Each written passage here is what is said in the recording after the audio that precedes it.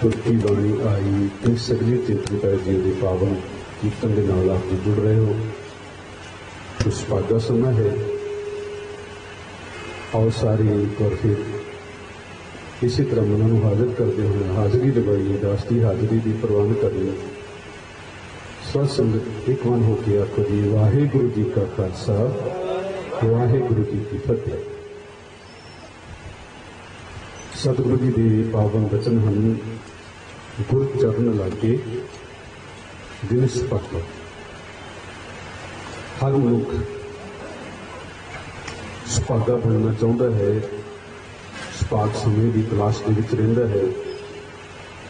अपनी जिंदगी को सुभागा बनाने के लिए हर तरह के मनुख यतन करता है। पर आप ये वचन रोजाना ही लेखनी में पढ़ते हैं गुरु अमरदास पातशाह जी के कि गुर चरण लागे दिन सपागे। जिहड़ा समा गुरु के चरणों के बतीत होता है वह सुभागा समा है, वो दिन सपागे। सुभाग ते भाग ये तीजा लफ्ज एक होर भी इन्होंने नाल जुड़ता है, भावें कि जिक्र करना नहीं बनता पर संगत के विच एक गल जिक्र योग है कि माड़े भाग भाग साडे सारिਆਂ ਦੇ ਸਾਡੇ ਨਾਲ ਨੇ। जिवें दा असीं जीवन बतीत करते हाँ, जीवन के विच विचरते हाँ, बचपन तो लैके आखिर समय तक ये साडे भाग ने जो साडे हिस्से का सानू कुछ मिलिया है। वो असीं सारिਆਂ ने उसनूं जिउणा है, उसके मुताबिक जिंदगी बसर करना है। पर उस समय दे विचों अपने हिस्से की वंड जिहड़ी सानूं आई हुई है उहदे विचों उहनूं किवें बतीत करते हैं, उहदी वरतों किवें करते हैं, समय की वरतों किवें करते हैं, अपने हिस्से आईआं होईआं चीज़ां की वरतों किवें करते हैं। वो इस भाग लफ्ज़ दे नाल दो लफ्ज़ लगा दिंदा है। चंगा समा बतीत करते हैं, मिलवर्तन वधिया है तो सुभाग है, जे मिलवर्तन नहीं वधिया है तो माड़े भाग है।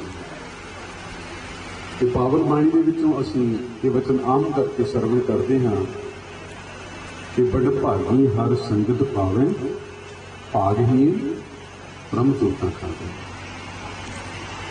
माफ करना मेरे बड़े वीर भाई गुरमुख सिंह जी ते नाल बीबी कुलविंदर कौर जी जिन्हां ने बीते कल नूं आनंद कारज होने ने बहुत ही बड़े पद्धर पर उन्होंने उपराला किया है। इस आनंद कारज की सफलता लिए आप सारी संगतां दे चरण उन्होंने अपनी गृह की खिचवाई ने। बहुत सारे स्नेही सज्जन मित्र रिश्तेदार आप जी सारे आए हो, लगभग आप सारे ही उन्होंने सज्जे के उत्ते आए हैं। पर अज का जो विशेष समागम है इस दे विच उन्होंने ये उपराला किया कि जिथे उन्होंने अपने इस परमेश्वर वालों बख्शे हुए गृह को पवित्र करना है, सत संगत के रूप में जुड़ के उस परमेश्वर के नाम का सिमरन करवाना है किया है। आप रल मिल के ग्रंथी सिंघां दे नाल तुर्की बाणी के सहज पाठ आरंभ किए सन, उन्होंने संपूर्णता हुई। उपरंत गुरु घर के प्रेमी कीर्तनी सिंघां ने गुरुद्वारा सिंह सभा नवां शहर के कीर्ति सिंह हजूरी रागी मेरे वीर इन्होंने आप जी कीर्तन के नाल जोड़िया है। पर कुछ अजिहा भी साडे विच है जिहड़े भावें अज दे इस समागम विच सद्दे दे उत्ते आए ने, कार्ड दे उत्ते लिखिया होया सी कि तुर्की बाणी दे इस समागम जिहड़े ने होने ने। पर आम करके जिवें आपां सारे साडा जो समाज है इस दे विच देखदे हां कि सारी संगत दे विचों कुछ मनुख अजिहे भी हुंदे ने जिहड़े संगत विच नहीं हुंदे। हो सकता है कोई मेरे वांग किसी को प्रॉब्लम होवे, वो तो मन्निया जा सकता है कि नीचे ही बैठ के चाह पानी छक के हाजिरी लगवा के अपनी हाजिरी पूरी करके चला जाए। पर बहुतात में होंगी है कि असी विआह जो ये कारज है इसमें इस तरह समझे कि खाना पीना इतों तक सीमित है, कि जो ये सत संगत वाला कारज है ये सारे के भाग्यों में आके हाजिरी लगवाना नहीं। तुसीं सारे ही बड़े भागों वाले हो, बीबियां बच्चे बजुर्ग वैसे मैं देख रहा कि बच्चे बहुत घट ने, साडा रुझान भी इस पासे में घट है। ज़्यादा समा आप जी दे नाल नहीं लगाउणा, कुछ मिनटों के नाल आम विचार साझे करके समाप्ति करनी, क्योंकि समा जिहड़ा है भावें कि अस्सू का महीना ये चल रहा है पर गर्मी अजे काफ़ी है, इस करके सानूं बहुता लम्मा बैठना औखा लगता है। सो खैर अज के समय में साडे जिहड़े बच्चे ने समेत मेरे, ये नहीं मैं सारे थोड़े दूसरे ने कहण मात्र, साडे सारे के जिहड़े बच्चे ने वो गुरमत तो गुरबाणी तो दूर होते जा रहे हैं। साधन अजोके समय के विच बहुत ने मोबाइल है, इंटरनेट सेवा है, जिहदी योग वरतों होनी चाहिए, हो भी रही है, पर उहदे विचों बहुत सारी अजोग वरतों भी हो रही है।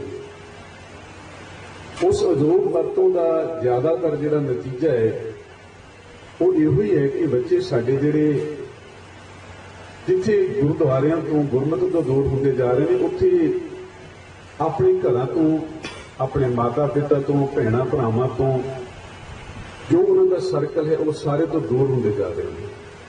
नॉलेज बहुत है बच्चों को, क्योंकि इस इंटरनेट ने सारी दुनिया को साडी जेब दे विच पा दिता है। बहुत कुछ है इहदे विच, गुरबाणी भी है, साइंस भी है, होर दूजे धर्मां दा मतला भी इहदे उत्ते मिल जाता है। साडे जीवन दे विच जो असीं कार्य करने उन्हां दे बाबत भी चीज़ां सानूं मिल जांदियां ने, पर उन्हां दे विचों झुकाअ जिहड़ा साडे बच्चिआं दा है वो ज्यादातर दूसरी नॉलेज जिहड़ी है उस पासे में जा रहा है। दुनिया के प्रति बहुत सारी जानकारी बच्चे रखते हैं, पर उस जानकारी के बावजूद जिहड़ी गल सानूं गुरु साहब जी ने समझाई उस तो असीं दूर होते जा रहे हैं। क्योंकि असीं आप उस चीज तो दूर होते जा रहे हैं। ये अज तो नहीं शुरू होया, कुछ 10-15 साल तो ये मोबाइल की सेवा जी शुरू है। उस तो पहला तो भी सिर्फ जिन्होंने असीं आखदे कि वड्डी उम्र वाले हो गए उही सत्संग विच आके जुड़ के बैठते, ते जिहड़े नौजवान ने या छोटे बच्चे तो चलो माँ बाप हथ फड़ के ले आते हैं, पर जिहड़े नौजवान ने वो बहुत घट संगत विच आउंदे ने, जिस कारण करके जिहड़ियां चीज़ां जिहड़े ज्ञान नूं जिस विचार नूं गुरु साहब की संगत विच बैठ के लेना सी वो नहीं ग्रहण कीता। ते जदों तक उस ज्ञान नूं लैण दा समां आउंदा, उम्र के मुताबिक आपां कहंदे हां समाजी तौर पर, उदों तक समां बहुत दूर चलिया जांदा है। ते गुरु साहब की पावन बाणी विच एक जगह बख्शिश करदे ने कि गुर मिल चज अचार सिख खुद कदे ना लगे। तो गुरु नूं मिल के अपने जीवन के जिहड़े चज ते अचार ने वो सीख लिए। चज अचार तो भाव जिवें पहला अपनी बेनती की कि मिलाप, एक दूसरे के नाल रिश्ते नाते मिल के बैठना, जीवन को गुजारना किवें इसकी योग वरतों करनी है, वो चज है। वो जिहड़े चज ने अज आपां देखदे समाज दे विचों बहुत घट गए ने। हाँ, समाज चल रहा, चली जाना है, बहुत समय तो चलता आया है। असीं समाजिक प्राणी हाँ, गृहस्थी हाँ बहुतात, ते गुरु साहब जी आप 10 पातशाहियों के विचों 9 पातशाह गृहस्थी होए ने। 8वें पातशाह छोटी उम्र के ज्योति जोत समा गए, इस करके गृहस्थी नहीं सन, लेकिन जो उन्होंने अपने जीवन के विच आचार ते व्यवहार लिआंदा। हुणे भाई साहब जी भी आप जी गुर इतिहास के विचों साखी भी सुना के गए ने, गुर इतिहास के नाल भी उन्होंने सांझ पाई। बहुत सारिया साखियां ने, बीबी भानी जी की साखी है, बीबी बीरो जी की साखी है, गुरु पुत्रां दी साखियां ने, इत्थों तक जिन्हां ने गुरु के मुताबिक चज ते आचार नहीं सीखिया, जिन्हां ने गुरु की गल नहीं मनी, गुरु पुत्रां ने भी उन्होंने बाबत भी गुरु साहब जी ने यह लिखता कि पुत्री कौल न पालियो कर पीरों कन मुरटी। जिन्हों ने गुरु की गल अपने प्यो की गल नहीं मनी उन्होंने पासे कर दिया। पर अज हालात कुछ वखरे ने। अज जे साडे समाज में विचरदियां साडा बच्चा कोई केड़े नहीं मनता ना, उस बच्चे को असीं पासे नहीं कर सकते। जो समाज में ਭਾਣਾ ਵਾਪਰਿਆ ਅਸੀਂ ਸਾਰੇ ਵੇਖਦੇ ਹਾਂ। ਉਲਟਾ ਸਾਡੇ ਬੱਚੇ ਸਾਡੇ ਗਲ ਵਿੱਚ ਅੰਗੂਠਾ ਦੇ ਕੇ ਸਾਡੇ ਕੋਲੋਂ ਗੱਲਾਂ ਮਨਵਾਉਂਦੇ ਨੇ। ਕਿਉਂ? ਉਹਦਾ ਕਾਰਨ ਇਹੀ ਹੈ ਕਿ ਜਿਹੜੀਆਂ ਜੀਵਨ ਨੂੰ ਬਤੀਤ ਕਰਨ ਵਾਸਤੇ ਗੱਲਾਂ ਸਨ, ਜਿਹੜੇ ਚੱਜ ਦੇ ਆਚਾਰ ਸਨ, ਉਹ ਅਸੀਂ ਨਹੀਂ ਸਿਖਾਏ। ਉਹ ਚੱਜ ਆਚਾਰ ਸਿੱਖਣ ਤੋਂ ਬੱਚੇ ਸਾਡੇ ਵਾਂਝੇ ਰਹਿ ਗਏ। ਜੇ ਗੁਰਬਾਣੀ ਨੂੰ ਪੜ੍ਹਿਆ ਹੋਵੇ, ਗੁਰਬਾਣੀ ਦੇ ਨਾਲ ਜੁੜੇ ਹੋਣ, ਸਤ ਸੰਗਤ ਦੇ ਵਿੱਚ ਬੱਚੇ ਜੁੜੇ ਹੋਣ, ਤਾਂ ਉਹ ਗੱਲਾਂ ਸਾਨੂੰ ਫਿਰ ਸਿਖਾਉਣੀਆਂ ਨਹੀਂ ਪੈਣਗੀਆਂ। ਉਹ ਜੋ ਅਸੀਂ ਕਰਦੇ ਹਾਂ ਸਾਡੇ ਵੱਲ ਵੇਖ ਵੇਖ ਕੇ ਉਹ ਬੱਚੇ ਸਾਡੇ ਸਿੱਖ ਜਾਣਗੇ। ਭਾਈ ਸਾਹਿਬ ਜੀ ਨੇ ਸ਼ਬਦ ਪੜ੍ਹਿਆ ਨਾ ਥੋੜੀ ਦੇਰ ਪਹਿਲਾਂ, ਆਖਰੀ ਸ਼ਬਦ ਤੋਂ ਪਹਿਲਾਂ ਭਗਤ ਧੰਨਾ ਜੀ ਦਾ, ਗੋਪਾਲ ਤੇਰਾ ਆਰਤਾ ਜੋ ਜਨ ਤੁਮਰੀ ਭਗਤ ਕਰਨ ਤੇ ਤਿੰਨ ਕੇ ਕਾਜ ਸਵਾਰਤਾ। ਉਹ ਇਸ ਸ਼ਬਦ ਦੇ ਵਿੱਚ ਭਗਤ ਜੀ ਨੇ ਚੱਜ ਦੇ ਆਚਾਰ ਦੀ ਗੱਲ ਕੀਤੀ ਹੈ। ਦਾਲ ਸੀਤਾ ਮੰਗੂ ਘੀਓ ਹਮਰਾ ਖੁਸ਼ੀ ਕਰੇ ਨਿਤ ਜੀਓ, ਪਨੀਆਂ ਸਾਧਨ ਨੀਕਾ ਅਨਾਜ ਮੰਗੋ ਸਤ ਸੀਕਾ। ਲਾਸਟ ਵਾਲੀ ਪੰਕਤੀ ਹੈ, ਘਰ ਕੀ ਜੀਹਨ ਚੰਗੀ ਜਨ ਧੰਨਾ ਲੈ ਗਏ। ਘਰ ਕੀ ਜੀਹਨ ਮਤਲਬ ਗ੍ਰਹਿਣੀ, ਘਰ ਵਿੱਚ ਰਹਿਣ ਵਾਲੀ ਔਰਤ। ਉਹ ਭਗਤ ਧੰਨਾ ਜੀ ਕਹਿੰਦੇ ਮੈਂ ਉਹ ਪਰਮੇਸ਼ਰ ਦੇ ਕੋਲੋਂ ਚੰਗੀ ਮੰਗਦਾ, ਤੇ ਚੱਜ ਦੇ ਆਚਾਰ ਵਾਲੀ। ਕਿਉਂਕਿ ਘਰ ਨੂੰ ਸੰਭਾਲਣ ਵਾਲਾ ਸਾਡੇ ਸਮਾਜ ਦੇ ਵਿੱਚ ਔਰਤ ਤੋਂ ਵੱਡਾ ਹੋਰ ਕੋਈ ਨਹੀਂ। ਔਰਤ ਭਾਵੇਂ ਉਹ ਮਾਂ ਦੇ ਰੂਪ ਵਿੱਚ ਹੋਵੇ, ਭਾਵੇਂ ਪਤਨੀ ਦੇ ਰੂਪ ਵਿੱਚ ਹੋਵੇ, ਭਾਵੇਂ ਧੀ ਹੋਵੇ, ਭਾਵੇਂ ਭੈਣ ਹੋਵੇ।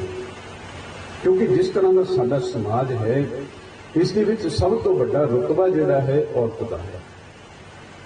ਔਰ ਔਰਤ ਨੇ, ਇੱਕ ਮਾਂ ਨੇ ਜੋ ਵਿਚਾਰਾਂ, ਜੋ ਚੱਜ ਆਪਣੇ ਬੱਚੇ ਨੂੰ ਦੇਣੇ ਨੇ, ਉਸ ਤੋਂ ਪਰੇ ਹੋਰ ਕੁਝ ਨਹੀਂ ਹੋ ਸਕਦਾ। ਇਸ ਲਈ ਜ਼ਰੂਰੀ ਹੈ ਕਿ ਆਪਣੇ ਜੀਵਨ ਦੇ ਵਿੱਚ ਅਸੀਂ ਗੁਰੂ ਦੀ ਬਾਣੀ ਨੂੰ ਵਸਾਈਏ, ਗੁਰੂ ਦੇ ਕਹੇ ਹੋਏ ਨੂੰ ਵਸਾ ਕੇ ਉਹਦੇ ਮੁਤਾਬਕ ਜੀਵਨ ਨੂੰ ਬਤੀਤ ਕਰੀਏ। ਇਹ ਤਾਂ ਹੀ ਹੋ ਸਕਦਾ ਹੈ ਜੇ ਅਸੀਂ ਗੁਰਬਾਣੀ ਨੂੰ ਖੁਦ ਪੜ੍ਹੀਏ। ਇਵੇਂ ਨਾ ਹੋਵੇ ਕਿ ਜਿਵੇਂ ਆਮ ਪ੍ਰਚਲਿਤ ਹੈ ਕਿ ਮਾਫ ਕਰਨਾ ਭਾਈ ਸਾਹਿਬ ਗ੍ਰੰਥੀ ਸਿੰਘ ਜੀ ਬੈਠੇ ਨੇ, ਮੈਂ ਵੀ ਇਸੇ ਫੀਲਡ ਦੇ ਵਿੱਚ ਆਉਣਾ, ਪਾਠ ਘਰ ਦੇ ਵਿੱਚ ਆਰੰਭ ਹੋ ਜਾਂਦਾ ਹੈ। ਅੱਜ ਕੱਲ੍ਹ ਤਾਂ ਉਹ ਵੀ ਸਹਿਜ ਪਾਠ ਅਖੰਡ ਪਾਠ ਦਾ ਵੀ ਰਿਵਾਜ ਖਤਮ ਹੋ ਰਿਹਾ ਹੈ। 3 ਦਿਨ ਜਾਂ 7 ਦਿਨ ਭਾਈ ਸਾਹਿਬ ਜੀ ਆਉਂਦੇ ਨੇ, ਪਾਠ ਕਰਦੇ ਨੇ, ਕੋਲ ਕਿਸੇ ਕੋਲ ਬੈਠਣ ਦਾ ਸਮਾਂ ਹੀ ਨਹੀਂ ਹੁੰਦਾ। ਖਾਸ ਕਰਕੇ ਵਿਆਹ ਵਾਲੇ ਘਰ ਦੇ ਵਿੱਚ ਉਹਨਾਂ ਦੀ ਆਪਣੀ ਨੱਠ ਭੱਜ ਹੋਈ ਰਹਿੰਦੀ ਹੈ, ਹੋਰ ਬਹੁਤ ਤਰ੍ਹਾਂ ਦੇ ਪ੍ਰਬੰਧ ਕਰਨੇ ਨੇ, ਤੇ ਗੁਰਬਾਣੀ ਨੂੰ ਸੁਣਿਆ ਨਹੀਂ ਜਾਂਦਾ। ਹਾਂ, ਭੋਗ ਵਾਲੇ ਦਿਨ ਜ਼ਰੂਰ ਇਕੱਠ ਹੋ ਜਾਂਦਾ ਹੈ, ਇੱਕ ਸੰਗਤ ਆਉਣੀ ਹੈ, ਚਲੋ ਥੋੜਾ ਸਮਾਂ ਪਾਸ ਹੋ ਜਾਏਗਾ, ਪਹਿਲਾਂ ਭੋਗ ਪਾ ਲਾਂਗੇ, ਉਸ ਤੋਂ ਉਪਰੰਤ ਥੋੜਾ ਜਿਹਾ ਕੀਰਤਨ ਹੋ ਜਾਏਗਾ, ਤੇ ਜਾਨੀ ਲੰਗਰ ਦਾ ਟਾਈਮ ਵੀ ਹੋ ਜਾਏਗਾ, ਚਲੋ ਲੰਗਰ ਛੱਡ ਕੇ ਸਾਰੇ ਆਪੋ ਆਪਣੇ ਕਰਮ। ਪਰ ਇਹ ਇਸ ਤਰ੍ਹਾਂ ਨਹੀਂ ਹੋਣਾ ਚਾਹੀਦਾ।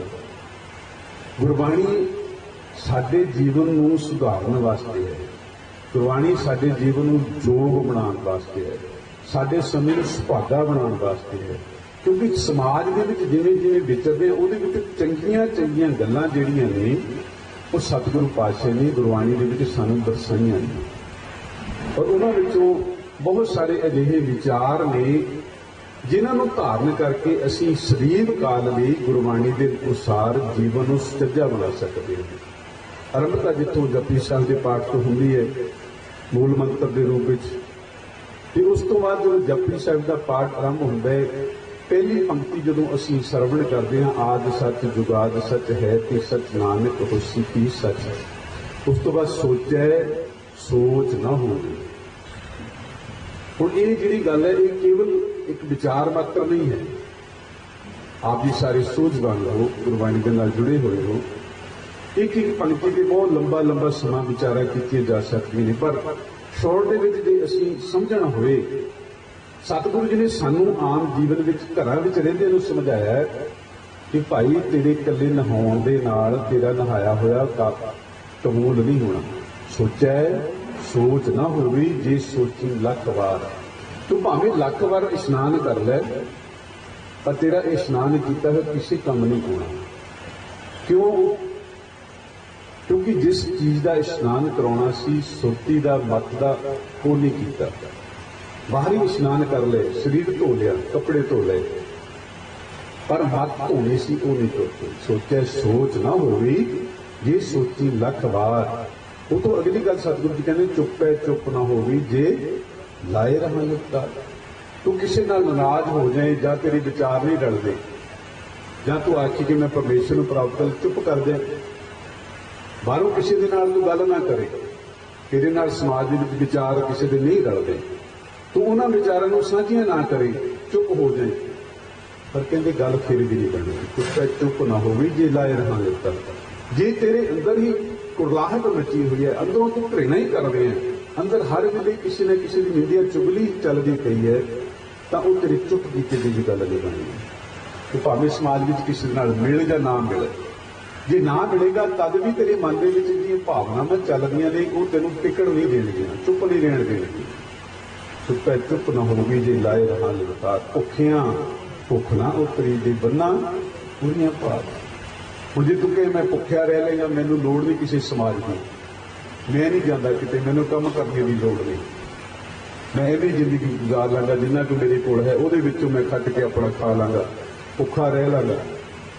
ਪਰ ਕਹਿੰਦੇ ਉਸ ਭੁੱਖੇ ਰਹਿਣ ਦਾ ਕੀ ਫਾਇਦਾ ਜੇ ਤੇਰੇ ਅੰਦਰ ਤਮਾ ਹੀ ਲੱਗੀ ਹੋਈ ਹੈ। ਬਾਹਰ ਤੋਂ ਭਾਵੇਂ ਨਹੀਂ ਜਾ ਰਿਹਾ, ਪਰ ਅੰਦਰੋਂ ਤਮਾ ਹੈ ਕਿ ਮੇਰੇ ਕਿਸੇ ਗੁਆਂਢੀ ਨੇ ਵੱਡਾ ਮਕਾਨ ਬਣਾ ਲਿਆ, ਕਿਸੇ ਨੇ ਵੱਡੀ ਗੱਡੀ ਲੈ ਲਈ ਜਾਂ ਉਹਦੇ ਬੱਚੇ ਵਿਦੇਸ਼ ਚਲੇ ਗਏ, ਮੇਰੇ ਕਿਉਂ ਨਹੀਂ ਜਾਂਦਾ? ਤਾਂ ਭੁੱਖ ਲੱਗੀ ਪਈ ਹੈ। ਉਹ ਜਿਹੜਾ ਤੇਰਾ ਬਾਹਰੋਂ ਭੁੱਖਾ ਰਹਿਣ ਵਾਲਾ ਦਿਖਾਵਾ ਉਹ ਵੀ ਕਿਸੇ ਕੰਮ ਨਹੀਂ। ਭੁੱਖਿਆ ਭੁੱਖ ਨਾ ਉਤਰੀ ਜੇ ਬੰਨਾ ਪੂਰੀਆਂ ਪਾਰ। ਸਹਿਸ ਸਿਆਣਪਾਂ ਲੱਖ ਹੋਏ ਤਾਂ ਇੱਕ ਨਾ ਚੱਲੇ ਨਾਲ। ਤੂੰ ਬਹੁਤ ਸਿਆਣਾ ਬਣ ਜਾਏ, ਸਮਾਜ ਦੇ ਵਿੱਚ ਆਪਣੇ ਵਿਚਾਰਾਂ ਨੂੰ ਪ੍ਰਗਟ ਕਰਨ ਦਾ ਤੈਨੂੰ ਬਲ ਆ ਜਾਏ, ਵੱਡੀਆਂ ਵੱਡੀਆਂ ਸਟੇਜਾਂ ਦੇ ਉੱਤੇ ਜਾ ਕੇ ਤੂੰ ਬਹੁਤ ਵੱਡੀਆਂ ਵੱਡੀਆਂ ਗੱਲਾਂ ਕਰੇਗਾ, ਪਰ ਉਹਨਾਂ ਗੱਲਾਂ ਕੀਤਿਆਂ ਦਾ ਵੀ ਤੇਰਾ ਕਿਸੇ ਲੇਖੇ ਦੇ ਵਿੱਚ ਅਰਥ ਦੇ ਵਿੱਚ ਨਹੀਂ ਆਉਣਾ ਜੇ ਤੂੰ ਉਸ ਪਰਮੇਸ਼ਰ ਦੇ ਰਜ਼ਾ ਦੇ ਵਿੱਚ ਨਹੀਂ ਚੱਲਦਾ। ਜਿਹੜੀ ਗੱਲ ਸਤਿਗੁਰੂ ਪਾਤਸ਼ਾਹ ਕਹਿੰਦੇ ਸਹਿਜ ਸਿਆਣਪ ਲੱਖ ਹੋਏ ਤਾਂ ਇੱਕ ਨਾ ਚੱਲੇ ਨਾਲ। ਕਿਵ ਸਚਿਆਰਾ ਹੋਈ ਹੈ ਕਿਨ ਕੂੜੇ ਟੁੱਟੇ ਪਾਲ। ਹੁਕਮ ਰਜ਼ਾਈ ਚੱਲਣਾ ਨਾਨਕ ਲਿਖਿਆ ਨਾ। ਸੌਖੀ ਗੱਲ ਹੈ ਪੜ੍ਹਨੇ ਵਾਸਤੇ, ਸੁਣਾਉਣ ਵਾਸਤੇ, ਹੁਕਮ ਰਜ਼ਾਈ ਚੱਲਣਾ, ਪਰ ਇਹ ਜਿਹੜਾ ਹੁਕਮ ਹੈ ਇਹ ਵੀ ਸਭ ਤੋਂ ਵੱਡੀ ਖੇਡ ਹੈ। ਔਰ ਇਹ ਹੁਕਮ ਜੇ ਅਸੀਂ ਸਮਾਜ ਦੇ ਵਿੱਚ ਵਿਚਰਦੇ ਹਾਂ ਗੁਰਮਤਿ ਅਨੁਸਾਰ ਗੁਰਬਾਣੀ ਨੂੰ ਸਮਝ ਕੇ ਬਤੀਤ ਕਰਾਂਗੇ ਜੀਵਨ, ਤਾਂ ਇਹ ਹੁਕਮ ਸੌਖਾ ਸਮਝ ਆ ਜਾਏਗਾ। ਜੇ ਕੇਵਲ ਵਿਚਾਰਾਂ ਦੇ ਮਾਤਰ ਜਾਂ ਜੋ ਕਰਮ ਕਾਂਡ ਚੱਲ ਰਹੇ ਉਹਨਾਂ ਦੇ ਮੁਤਾਬਕ ਇਸ ਦੀ ਵਿਆਖਿਆ ਕਰਾਂਗੇ, ਫਿਰ ਸਾਡਾ ਸਾਰਾ ਹੀ ਜੀਵਨ ਇਸ ਹੁਕਮ ਤੋਂ ਪਰਾਂ ਹੋ ਕੇ ਹੀ ਬਤੀਤ ਹੋਵੇਗਾ ਔਰ ਇਸ ਹੁਕਮ ਵਾਲੀ ਖੇਡ ਦੀ ਗੱਲ ਸਾਡੇ ਸਾਹਮਣੇ ਨਹੀਂ ਆਏਗੀ। ਹੁਣ ਆਮ ਤੁਸੀਂ ਆਖੋਗੇ ਕਿ ਵਿਆਹ ਦਾ ਇਸ ਹੁਕਮ ਦੇ ਨਾਲ ਕੀ ਸੰਬੰਧ ਹੈ? ਹੁਕਮ ਦੀ ਜਿਹੜੀ ਵਿਆਖਿਆ ਹੈ ਆਮ ਕਰਕੇ ਅਸੀਂ ਜਦੋਂ ਕਿਸੇ ਭੋਗ ਦੇ ਉੱਤੇ ਆਮ ਕਰਕੇ ਜਾਂਦੇ ਉੱਥੇ ਕੀਤੀ ਜਾਂਦੀ ਹੈ, ਜਾਂ ਪਾਣੀ ਦੀ ਗੱਲ ਉੱਥੇ ਕੀਤੀ ਜਾਂਦੀ ਹੈ, ਜਾਂ ਕਰਮਾਂ ਦੀ ਗੱਲ ਉੱਥੇ ਕੀਤੀ ਜਾਂਦੀ ਹੈ।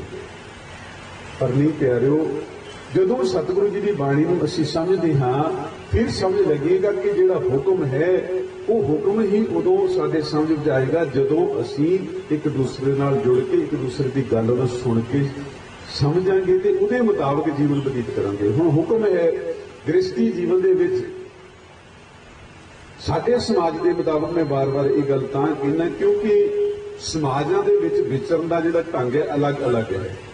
ਮੁਸਲਿਮ ਵੀਰ ਜਿਹੜੇ ਨੇ ਹੋਰ ਢੰਗ ਦੇ ਨਾਲ ਆਪਣਾ ਜੀਵਨ ਬਤੀਤ ਕਰਦੇ ਨੇ, ਹਿੰਦੂਇਜ਼ਮ ਵਾਲੇ ਹੋਰ ਤਰੀਕੇ ਦੇ ਨਾਲ ਕਰਦੇ ਨੇ, ਜੋ ਕ੍ਰਿਸਚਨ ਨੇ ਜਾਂ ਯਹੂਦੀ ਨੇ ਜਾਂ ਬੋਧੀ ਨੇ ਉਹਨਾਂ ਦਾ ਜੀਵਨ ਦਾ ਢੰਗ ਜਿਹੜਾ ਹੈ ਉਹ ਹੋਰ ਹੈ। ਪਰ ਜਿਹੜਾ ਹਿੰਦੁਸਤਾਨੀ ਜਿਸ ਸਮਾਜ ਵਿੱਚ ਅਸੀਂ ਇੱਥੇ ਰਹਿੰਦੇ ਉਹਦੇ ਵਿੱਚ ਬਹੁਤਾਤ ਆਮ ਕਰਕੇ ਆਖਿਆ ਜਾਂਦਾ ਹੈ ਕਿ ਪੁਰਸ਼ ਦਾ ਬੋਲਬਾਲਾ ਹੈ। ਹਾਲਾਂਕਿ ਇਸ ਤਰ੍ਹਾਂ ਨਹੀਂ ਹੈ। ਘਰਾਂ ਦੇ ਵਿੱਚ ਇਸਤਰੀ ਦਾ ਵੀ ਬੋਲਬਾਲਾ ਹੈ। ਇਸਤਰੀ ਚੰਗੀ ਹੈ, ਉਹਦਾ ਘਰ ਵਿੱਚ ਹੁਕਮ ਚੱਲਦਾ ਹੈ। ਘਰ ਦੇ ਸਾਰੇ ਕਾਰਜ ਜਿਹੜੇ ਨੇ ਅਸੀਂ ਇਸਤਰੀਆਂ ਦੇ ਮੁਤਾਬਕ ਕਰਦੇ ਹਾਂ। ਆ ਵਿਆਹ ਹੈ, ਤੁਸੀਂ ਸਾਰੇ ਸਤਿਕਾਰ ਜੋ ਬੈਠੇ ਹੋ ਬੀਬੀਆਂ ਭੈਣਾਂ, ਸਾਨੂੰ ਸਾਰਿਆਂ ਨੂੰ ਪਤਾ ਹੈ ਕਿ ਜਦੋਂ ਵੀ ਕਦੇ ਵਿਆਹ ਦਾ ਕੰਮ ਹੁੰਦਾ ਹੈ ਤਾਂ ਆਮ ਕਰਕੇ ਪੁਰਸ਼ਾਂ ਦੀ ਗੱਲ ਨਹੀਂ ਸੁਣੀ ਜਾਂਦੀ। ਕੋਈ ਵੀ ਕਿਸੇ ਨੂੰ ਲੈਣ ਦੇਣ ਕਰਨਾ ਆਮ ਬੀਬੀਆਂ ਨਹੀਂ ਜੀ ਇਹ ਉਹਦਾ ਬਣਦਾ ਹੈ। ਹਾਲਾਂਕਿ ਮੈਨੂੰ ਨਹੀਂ ਪਤਾ ਲੱਗਾ ਕਿੱਥੇ ਬਣਦਾ, ਕਿਹੜੀ ਫੈਕਟਰੀ 'ਚ ਬਣਦਾ, ਨਹੀਂ ਜੀ ਇਹ ਬਣਦਾ। ਉਹ ਜੋ ਬੀਬੀਆਂ ਨੇ ਕਹਿਤਾ ਉਹਦੇ ਮੁਤਾਬਕ ਹੀ ਹੋਣਾ। ਜੋ ਵਿਆਹ ਦੇ ਕਾਰ ਵਿਹਾਰ ਨੇ ਸਾਰੇ, ਪਹਿਲਾਂ ਰਿਸ਼ਤੇ ਹੋਣ ਤੋਂ ਲੈ ਕੇ ਫਿਰ ਕੁੜਮਾਈ ਹੈ, ਮੰਗਣਾ ਕਰਨਾ ਹੈ, ਉਸ ਤੋਂ ਬਾਅਦ ਜੋ ਵਿਆਹ ਦੇ ਕਾਰਜ ਨੇ, ਵਿਆਹ ਤੋਂ ਬਾਅਦ ਵੀ ਜਿਹੜੇ ਕਾਰਜ ਨੇ ਸਾਰੇ ਬੀਬੀਆਂ ਨੂੰ ਆਮ ਪਤਾ ਹੈ। ਬੀਬੀਆਂ ਨੇ ਦੱਸਣੇ, ਬੀਬੀਆਂ ਦਾ ਹੁਕਮ ਹੀ ਚੱਲਣਾ ਇੱਥੇ। ਜੇ ਇਸ ਹੁਕਮ ਨੂੰ ਰਲ ਮਿਲ ਕੇ ਅਸੀਂ ਕਰਦੇ ਤਾਂ ਇਹ ਕੰਮ ਜਿਹੜਾ ਹੈ ਸਾਡੇ ਵਿਆਹਾਂ ਵਾਲਾ ਸੌਖਾ ਨਿਪਟ ਹੈ। और ਜਿਹੜੇ ਬੱਚਿਆਂ ਦਾ ਵਿਆਹ ਆਨੰਦ ਕਾਰਜ ਹੋਣਾ ਹੈ, ਉਹਨਾਂ ਦਾ ਜੀਵਨ ਵੀ ਕੋਈ ਸੌਖਾ ਹੋ ਨਿਕਲਦਾ, ਉਹਨਾਂ ਨੂੰ ਵੀ ਮੁਸ਼ਕਲ ਨਹੀਂ ਆਉਂਦੀ। ਕਿਉਂਕਿ ਵੀ ਜਿਹੜਾ ਹੁਕਮ ਹੈ ਉਹ ਇੱਕ ਦੂਜੇ ਦੇ ਉੱਤੇ ਥੋਪਦੇ ਨਹੀਂ। ਜੇ ਗੱਲ ਕਿਤੇ ਕੀਤੀ ਵੀ ਜਾਂਦੀ ਹੈ ਤਾਂ ਉਹ ਗੱਲ ਕਰਕੇ ਫਿਰ ਇੱਕ ਦੂਜੇ ਦੀ ਸਲਾਹ ਪੁੱਛੀ ਜਾਂਦੀ ਹੈ, ਤੇ ਉਹ ਜਿਹੜੀ ਸਲਾਹ ਦੇ ਨਾਲ ਇੱਕ ਦੂਸਰੇ ਦੇ ਵਿਚਾਰਾਂ ਦੀ ਸਾਂਝ ਦੇ ਨਾਲ ਜਦੋਂ ਜੀਵਨ ਬਤੀਤ ਕਰਨਾ ਤੇ ਉਹ ਜੀਵਨ ਸੌਖਾ ਹੁੰਦਾ ਹੈ। ਤੇ ਇਸ ਹੁਕਮ ਦੀ ਗੱਲ ਕਰਦੇ ਮੈਂ ਇੱਕ ਗੱਲ ਦਾ ਜ਼ਿਕਰ ਜ਼ਰੂਰ ਕਰਨਾ ਚਾਹੁੰਦਾ ਹਾਂ। ਜਦੋਂ ਅਸੀਂ ਆਖਦੇ ਹਾਂ ਕਿ ਇਸ ਸਮਾਜ ਦੇ ਵਿੱਚ ਜਿਹੜਾ ਰੁਤਬਾ ਹੈ, ਜਾਂ ਜਦੋਂ ਲੜਕੀ ਵਿਆਹੀ ਜਾਂਦੀ ਹੈ ਉਹਦੀ ਆਪਣੀ ਸੱਸ ਦੇ ਨਾਲ, ਨਨਾਣਾ ਦੇ ਨਾਲ ਜਾਂ ਪਰਿਵਾਰ ਦੇ ਨਾਲ ਬਣਦੀ ਨਹੀਂ। ਕਿਉਂ ਨਹੀਂ ਬਣਦੀ? ਬਣਦੀ ਇਸ ਕਰਕੇ ਨਹੀਂ ਕਿਉਂਕਿ ਅਸੀਂ ਬੱਚੇ ਨੂੰ ਬਚਪਨ ਤੋਂ ਹੀ ਉਹਦੇ ਮਨ ਦੇ ਵਿੱਚ ਉਹ ਚੱਜ ਦੇ ਵਿਚਾਰ ਪਾ ਦਿੰਦੇ ਆ ਕਿ ਬੇਟਾ ਤੂੰ ਤਾਂ ਪਰਾਇਆ ਹੈ, ਬੇਟੀ ਤੇਰਾ ਵਿਆਹ ਹੋ ਜਾਣਾ, ਤੂੰ ਪਰਾਈ ਹੈ। ਤੇ ਜਿਹੜਾ ਸਾਡਾ ਸਮਾਜ ਜਿਹਦੇ ਵਿੱਚ ਅਸੀਂ ਵਿਚਰਦੇ ਉਹਦੇ ਵਿੱਚ ਅਸੀਂ ਬੋਲੀਆਂ ਵੀ ਉਦਾਂ ਦੀਆਂ ਬਣਾ ਲਈਆਂ ਗੀਤਾਂ ਦੇ ਰੂਪ ਵਿੱਚ। ਮੈਂ ਬੋਲੀਆਂ ਦਾ ਜ਼ਿਕਰ ਨਹੀਂ ਕਰਨਾ, ਤੁਹਾਨੂੰ ਪਤਾ ਹੈ ਸੱਚ ਦੇ ਪ੍ਰਤੀ ਘਿਨਾਉਣੀਆਂ ਬੋਲੀਆਂ ਜਿਹੜੀਆਂ ਨੇ ਕਿ ਜੀ ਜਦੋਂ ਨਹੀਂ ਤੇਰੇ ਕਾਬੂ ਆਏਗੀ ਤਾਂ ਭਾਵੇਂ ਉਹਨੂੰ ਤੇ ਨਿੰਮ ਦਾ ਘੋਟਣਾ ਮੰਗਾ ਲਈ ਜਾਂ ਕੁਝ ਵੀ ਮੰਗਾ ਲਈ, ਹੈ ਨਾ, ਇਸ ਤਰ੍ਹਾਂ ਹੈ ਨਾ ਜੀ। ਇਹ ਸਾਰਾ ਕੁਝ ਅਸੀਂ ਬੱਚੇ ਦੇ ਮਨ ਦੇ ਵਿੱਚ ਵਿਚਾਰਾਂ ਕਰਕੇ ਪਾਉਂਦੇ ਹਾਂ। ਜਦੋਂ ਬੱਚੇ ਦੇ ਮਨ ਦੇ ਵਿੱਚ ਇਹ ਵਿਚਾਰ ਪਹਿਲਾਂ ਤੋਂ ਪੈ ਗਏ ਕਿ ਤੇਰਾ ਜਿਹੜਾ ਜਿੱਥੇ ਤੂੰ ਜਾਣਾ ਹੈ ਉੱਥੇ ਤੇਰੇ ਤੋਂ ਵੱਡਾ ਜਿਹੜਾ ਰਿਸ਼ਤਾ ਹੋਵੇਗਾ ਉਹ ਵੀ ਤੈਨੂੰ ਘਿਨਾਉਣਾ ਹੋਵੇਗਾ, ਤੇਰੇ ਨਾਲ ਨਹੀਂ ਬਣੇਗੀ, ਤੂੰ ਆਪਣੇ ਪਤੀ ਨੂੰ ਆਪਣੇ ਵੱਸ ਦੇ ਕਰਨ ਦੇ ਲਈ ਤੂੰ ਇਸ ਤਰ੍ਹਾਂ ਦੇ ਉਹ ਬੋਲੀਆਂ ਦੇ ਰੂਪ ਵਿੱਚ ਸਾਡੇ ਬੱਚਿਆਂ ਨੂੰ ਅਸੀਂ ਦੇ ਦਿੰਦੇ ਹਾਂ। ਇਹ ਚੱਜ ਤੇ ਵਿਚਾਰ ਅਸੀਂ ਜਿਹੜੇ ਦੇਣੇ ਨੇ ਇਹਨਾਂ ਤੋਂ ਗੁਰੇਜ਼ ਕਰੀਏ। ਭਰਾਵੇਂ ਪੁਰਾਤਨ ਚੱਲੇ ਆਉਂਦੇ ਨੇ, ਪਰ ਪੁਰਾਣੇ ਸਮਿਆਂ ਦੇ ਵਿੱਚ ਕੁਝ ਅਜਿਹਾ ਵੀ ਬੋਲੀਆਂ ਸਨ ਜਦੋਂ ਕਿਤੇ ਮਿਲਣੀ ਹੋਣੀ ਤਾਂ ਉੱਥੇ ਇਹ ਗੀਤ ਜਾਂ ਬੀਬੀਆਂ ਨੇ ਸਿੱਠਣੀਆਂ ਜਾਂ ਕੁਝ ਉਹ ਗਾਉਂਦੀਆਂ ਸਨ ਕਿ ਬੇਲਾ ਮਿਲਣੀ ਦਾ ਮੇਲ ਲਿਹੋ ਕਰਤਾਰ। ਪਰ ਅੱਜ ਕਰਤਾਰ ਦਾ ਨਾਮ ਹੈ ਕਿੱਥੇ? ਉਸ ਪਰਮੇਸ਼ਰ ਦੀ ਯਾਦ ਕਿੱਥੇ? ਅਸੀਂ ਤਾਂ ਦਿਨ ਰਾਤ ਉਹ ਬਹੁਤ ਉੱਚੀ ਉੱਚੀ ਆਵਾਜ਼ ਦੇ ਵਿੱਚ ਲਾ ਕੇ ਸਪੀਕਰ, ਤੇ ਨਾ ਸਾਨੂੰ ਜਿਹਦੇ ਵਿੱਚ ਆਪ ਕੁਝ ਸਮਝ ਲੱਗਦਾ ਕਿ ਉਹ ਕੀ ਕਹਿੰਦੇ ਨੇ, ਨਾ ਦੂਜਿਆਂ ਨੂੰ ਅਸੀਂ ਰਾਤ ਭਰ ਸੌਣ ਨਹੀਂ ਦੇਣਾ, ਨਾ ਆਪ ਸੌਣਾ। ਤੇ ਉਹੋ ਜਿਹੇ ਜਿਹੜੇ ਵਿਚਾਰ ਕਿਤੇ ਬੱਚੇ ਦੇ ਮਨਾਂ ਵਿੱਚ ਪੈਂਦੇ ਨੇ ਤੇ ਉਹੋ ਜਿਹਾ ਉਹਨਾਂ ਦਾ ਜੀਵਨ ਬਣਦਾ ਹੈ, ਜੋ ਅੱਜ ਦੇ ਸਮੇਂ ਦੇ ਵਿੱਚ ਬੱਚਿਆਂ ਦੇ ਸੁਭਾਗੇ ਜੀਵਨ ਨੂੰ ਦੁਰਭਾਗੀ ਬਣਾ ਰਿਹਾ। ਸਤ ਸੰਗਤ ਦੇ ਵਿੱਚ ਜੁੜਨ ਦਾ ਭਾਵ ਇਹੀ ਹੈ ਕਿ ਅਸੀਂ ਆਪਣੇ ਬੱਚਿਆਂ ਨੂੰ ਸੰਗਤ ਦੇ ਵਿੱਚ ਲਿਆਈਏ, ਜਿੱਥੇ ਕਿਤੇ ਵਿਚਾਰ ਹੈ ਗੁਰਬਾਣੀ ਦੀ ਉੱਥੇ ਉਹ ਵਿਚਾਰ ਦੇ ਨਾਲ ਬੱਚਿਆਂ ਨੂੰ ਜੋੜੀਏ। ਨਹੀਂ ਬੱਚਿਆਂ ਕੋਲ ਸਮਾਂ, ਛੁੱਟੀ ਦਾ ਦਿਨ ਨਹੀਂ ਹੈ, ਘਰ ਦੇ ਵਿੱਚ ਉਹ ਸਮਾਂ ਹੈ। ਡੇਲੀ ਸਾਡੇ ਕੋਲ ਟੀਵੀ ਦੇ ਉੱਤੇ ਕਥਾ ਵਿਚਾਰ ਆਉਂਦੇ ਨੇ, ਅਸੀਂ ਘੱਟੋ ਘੱਟ ਜਿੰਨਾ ਚਿਰ ਕਥਾ ਚੱਲਦੀ ਹੈ ਉਹਨਾਂ ਤੇ ਤਾਂ ਟੀਵੀ ਲਗਾ ਕੇ ਰੱਖੀਏ। ਸਾਰਾ ਦਿਨ ਗਾਣੇ ਸੁਣਨੇ ਨੇ ਬੱਚੇ ਨੇ, ਫੋਨਾਂ ਦੇ ਉੱਤੇ ਵੀ ਗਾਣੇ ਨੇ, ਉਹੀ ਬੋਲੀਆਂ, ਉਹੀ ਸਾਰਾ ਕੁਝ। ਪਰ ਪਿਆਰਿਓ ਧਿਆਨ ਦੇਈਏ ਥੋੜਾ ਜਿਹਾ। ਮੇਰੀ ਗੁਰਮੁਖ ਸਿੰਘ ਜੀ ਹੁਣਾਂ ਨਾਲ ਮੇਰੀ ਵਿਚਾਰ ਹੋਈ ਜਿਸ ਦਿਨ ਪਹਿਲਾਂ ਮਿਲੇ, ਜਿਸ ਦੇ ਰਿਸ਼ਤਾ ਵੀ ਤੈਅ ਹੋਇਆ ਮੇਰੇ ਸਤਿਕਾਰਯੋਗ ਵੀਰ ਮੇਰੇ ਪਿੰਡ ਤੋਂ ਹੀ ਭਾਈ ਤਰਲੋਚਨ ਸਿੰਘ ਜੀ ਜਿਨ੍ਹਾਂ ਦੀ ਬੱਚੀ ਨੇ ਇਸ ਘਰ ਵਿੱਚ ਆਉਣਾ ਹੈ। ਜਿਸ ਦਿਨ ਰਿਸ਼ਤਾ ਤੈਅ ਕਰਨ ਗਏ ਉਸ ਦਿਨ ਵੀ ਬਹੁਤ ਮਨ ਨੂੰ ਖੁਸ਼ੀ ਹੋਈ ਕਿ ਦੋਨੋਂ ਹੀ ਪਰਿਵਾਰ ਗੁਰਮਤ ਨੂੰ ਪ੍ਰਣਾਏ ਹੋਏ ਨੇ, ਸੇਵਾਦਾਰ ਨੇ, ਸੇਵਾ ਦੇ ਵਿੱਚ ਹਰ ਵੇਲੇ ਤਤਪਰ ਰਹਿੰਦੇ ਨੇ। ਕਾਫੀ ਲੰਬਾ ਸਮਾਂ ਭਾਈ ਗੁਰਮੁਖ ਸਿੰਘ ਹੁਣਾਂ ਦੇ ਨਾਲ ਮੈਂ ਟੈਕਸੀ ਚਲਾਈ ਰਾਹੋਂ ਵਿਖੇ ਇਕੱਠੇ ਬੈਠਣਾ ਬਹੁਤ ਸਮਾਂ। ਆਮ ਕਰਕੇ ਤੁਹਾਨੂੰ ਸਾਰਿਆਂ ਨੂੰ ਪਤਾ ਹੈ ਕਿ ਜਦੋਂ ਡਰਾਈਵਰਾਂ ਦੀਆਂ ਗੱਲਾਂ ਅਸੀਂ ਕਿਤੇ ਸੁਣਦੇ ਹਾਂ, ਉਹਨਾਂ ਦੇ ਜੀਵਨ ਚੱਜ ਦੀ ਚਾਰ ਗੱਲ ਕਰਦੇ ਹਾਂ, ਆਮ ਕਰਕੇ ਇਹ ਜ਼ਿਕਰ ਆਉਂਦਾ ਹੈ ਕਿ ਵੀ ਉਹ ਨਸ਼ੇ ਵਾਲੇ ਹੁੰਦੇ ਨੇ, ਨਸ਼ਾ ਖਾ ਕੇ ਗੱਡੀਆਂ ਚਲਾਉਂਦੇ ਨੇ, ਤੇ ਅਜਿਹਾ ਆਮ ਵਰਤਾਰਾ ਵਰਤ ਵੀ ਰਿਹਾ ਹੈ। ਪਰ ਗੁਰਮੁਖ ਸਿੰਘ ਮੇਰੇ ਵੱਡੇ ਵੀਰ ਸਤਿਕਾਰਯੋਗ, ਅਸੀਂ ਇਕੱਠਿਆਂ ਨੇ ਬੈਠਣਾ, ਉੱਥੇ ਜਦੋਂ ਵੀ ਬੈਠਣਾ ਕੋਈ ਨਾ ਕੋਈ ਗੁਰਮਤਿ ਵਿਚਾਰ ਇਹਨਾਂ ਨੇ ਕਰ ਲੈਣੀ। ਇਹਦੇ ਨਾਲ ਇਦਾਂ ਵੀ ਹੋਣਾ ਜਿਹੜੇ ਹੋਰ ਸੱਜਣ ਸਾਡੇ ਨਾਲ ਦੇ ਰਾਹੋਂ ਤੋਂ ਆਲੇ ਦੁਆਲੇ ਪਿੰਡਾਂ ਦੇ ਹੋਣੇ, ਸਾਡੇ ਇਕੱਠੇ ਬੈਠਣ ਕਰਕੇ ਉਹਨਾਂ ਚੋਂ ਵੀ ਕਿਸੇ ਨਾ ਕਿਸੇ ਨੇ ਆ ਕੇ ਕੋਲ ਬੈਠਣਾ ਕਿ ਆਹ ਜਿਹੜੀ ਗੱਲ ਇਦਾਂ ਅਸੀਂ ਇਤਿਹਾਸ ਤੋਂ ਸੁਣੀ ਹੈ ਜਾਂ ਗੁਰਬਾਣੀ ਨੇ ਸੁਣੀ ਹੈ ਵੀ ਇਹਦੇ ਬਾਰੇ ਵੀ ਗੱਲ ਕਰੋ। ਮਾਹੌਲ ਬਦਲ ਜਾਣਾ, ਸੰਗਤ ਦਾ ਮਾਹੌਲ ਬਦਲ ਜਾਣਾ, ਬੈਠਣਾ ਪੈਂਦਾ ਕਿਉਂਕਿ ਸਮਾਂ ਇਦਾਂ ਦਾ ਸੀ। ਔਰ ਇੱਥੋਂ ਤੱਕ ਅੱਜ ਤੱਕ ਭਾਈ ਗੁਰਮੁਖ ਸਿੰਘ ਜੀ ਕਾਫੀ ਲੰਬੇ ਸਮਾਂ, ਜਿਨ੍ਹਾਂ ਨੂੰ ਇੱਥੇ ਪਿੰਡ ਵਿੱਚ ਵੈਨ ਵਾਲੇ ਕਰਕੇ ਜਾਂ ਟੈਕਸੀ ਵਾਲੇ ਕਰਕੇ ਵੀ ਤੁਸੀਂ ਜਾਣਦੇ ਹੋ, ਚੰਗਾ ਵਧੀਆ ਜੀਵਨ ਉਹਨਾਂ ਨੇ ਗੁਜ਼ਾਰਿਆ ਹੈ ਇਸ ਲਾਈਨ ਦੇ ਵਿੱਚ। ਪਰ ਗੁਰੂ ਨੂੰ ਆਪਣੇ ਜੀਵਨ ਨੂੰ ਸਮਰਪਿਤ ਕਰਕੇ और ਜਿਹੜੇ ਉਹਨਾਂ ਦੇ ਨਾਲ ਅੱਜ ਵੀ ਜੁੜੇ ਹੋਏ ਨੇ ਉਹ ਇਸੇ ਕਰਕੇ ਬਹੁਤੇ ਲੋਕ ਸੰਗਤ ਜਾਂ ਜਿਹੜੇ ਵਿਦੇਸ਼ੀ ਯਾਤਰੀ ਨੇ ਇਸ ਕਰਕੇ ਜੁੜੇ ਨੇ ਕਿ ਇਹ ਗੁਰਸਿੱਖ ਭਾਈ ਗੁਰਮੁਖ ਸਿੰਘ ਨੇ, ਨਸ਼ੇ ਤੋਂ ਰਹਿਤ ਨੇ ਔਰ ਇਹਨਾਂ ਦਾ ਜਿਹੜਾ ਜੀਵਨ ਹੈ ਵਧੀਆ ਢੰਗ ਦੇ ਨਾਲ ਜਿੱਥੇ ਕਿਤੇ ਲੈ ਕੇ ਜਾਣਾ, ਜ਼ਿੰਮੇਵਾਰੀ ਦੇ ਨਾਲ ਲੈ ਕੇ ਜਾਣਾ। ਇਹ ਚੀਜ਼ਾਂ ਜਿਹੜੀਆਂ ਨੇ ਆਮ ਜੀਵਨ ਦੇ ਵਿੱਚੋਂ ਸਾਨੂੰ ਬਹੁਤ ਘੱਟ ਮਿਲਦੀਆਂ ਨੇ ਔਰ ਇਹੀ ਚੱਜ ਤੇ ਆਚਾਰ ਗੁਰਬਾਣੀ ਤੋਂ ਮਿਲਦਾ ਹੈ ਜੇ ਗੁਰਬਾਣੀ ਦੇ ਨਾਲ ਜੁੜੇ। ਪਰ ਅਸੀਂ ਅੱਜ ਯਤਨ ਕਰੀਏ ਕਿ ਬੱਚਿਆਂ ਨੂੰ ਇਸ ਪਾਸੇ ਜੋੜੀਏ। ਬਹੁਤ ਸਾਰੀਆਂ ਅਜਿਹੀਆਂ ਘਟਨਾਵਾਂ ਵਾਪਰਦੀਆਂ ਨੇ ਸਮਾਜ ਦੇ ਵਿੱਚ ਜਿਨ੍ਹਾਂ ਦੇ ਕਰਕੇ ਅੱਜ ਸਮਾਜ ਨੂੰ, ਸਾਨੂੰ ਆਪਣੇ ਪਰਿਵਾਰਾਂ ਨੂੰ ਨਮੋਸ਼ੀ ਝੱਲਣੀ ਪੈਂਦੀ ਹੈ। ਕਿਉਂ? ਉਹੀ ਗੱਲ ਫਿਰ ਦੁਹਰਾ ਦੇਵਾਂ ਕਿ ਚੱਜ ਤੇ ਵਿਚਾਰ ਦੀ ਅੱਜ ਕਮੀ ਹੈ।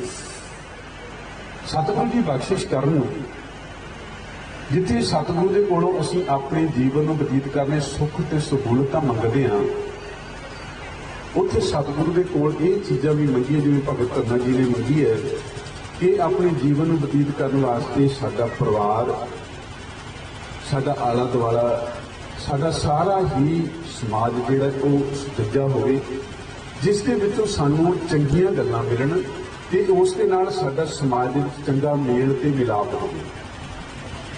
ਵੈਸੇ ਤਾਂ ਅੱਜ ਦੇ ਸਮੇਂ ਦੇ ਵਿੱਚ ਬਹੁਤੀ ਵਿਚਾਰ ਜਿਹੜੀ ਹੈ ਉਹ ਕਰਨ ਦਾ ਸਮਾਂ ਨਹੀਂ, ਕਿਉਂਕਿ ਹਰ ਇੱਕ ਮਨੁੱਖ ਜਿਹੜਾ ਸਿਆਣਾ ਹੈ, ਜਿਵੇਂ ਪਹਿਲਾਂ ਗੱਲ ਕੀਤੀ ਕਿ ਹਰ ਮਨੁੱਖ ਦੀ ਦੇਹ ਦੇ ਵਿੱਚ ਦੁਨੀਆ ਭਰ ਦੀ ਜਿਹੜੀ ਹੈ ਨੌਲੇਜ ਪਈ ਹੈ, ਪਰ ਉਸ ਨੌਲੇਜ ਦੇ ਹੁੰਦਿਆਂ ਹੋਇਆਂ ਅਸੀਂ ਆਮ ਜੀਵਨ ਦੇ ਵਿੱਚ ਜਿਹੜੀ ਘਰਾਂ ਦੇ ਵਿੱਚ ਸਾਨੂੰ ਗੱਲਾਂ ਮਿਲਣੀਆਂ ਉਹਦੇ ਤੋਂ ਦੂਰ ਹੋ ਗਏ।